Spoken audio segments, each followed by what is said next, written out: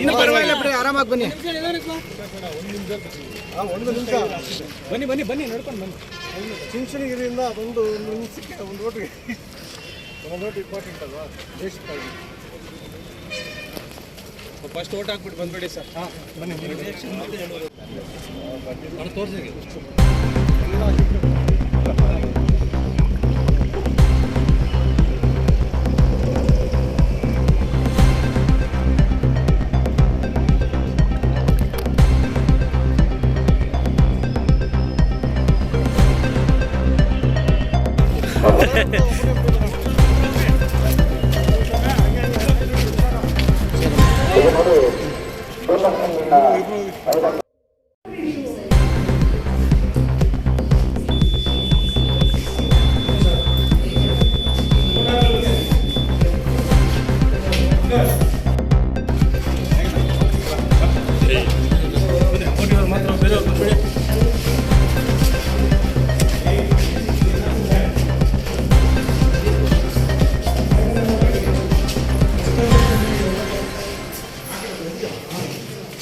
ಪೂಜಾರಿ ಸಮೇತ ಬಂದು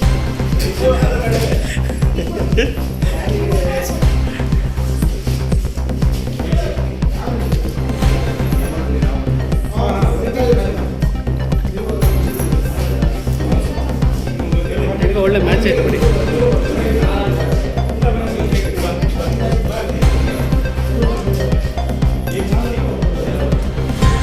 ಸ್ವಲ್ಪ ಮುಂದಕ್ಕೆ ಬಾ.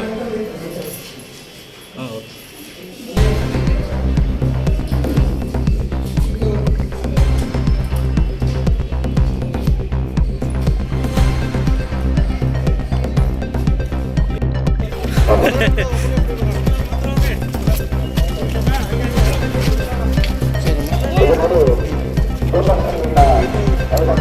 ನಮ್ಮ ಓಟ್ ನಾವು ಮಿಸ್ ಮಾಡ್ಕೊಳ್ಬಾರ್ದು ಅಂತ ಒಂದು ಪರಿಸ್ಥಿತಿ ಏನಿತ್ತು, ಅದು ಇವತ್ತು ಅದನ್ನು ನಮ್ಮ ಪೂಜ್ಯಗಳ ಆದೇಶ ಇವತ್ತು ಇಲ್ಲಿವರೆಗೂ ತರಿಸಿದೆ ಅಂತ.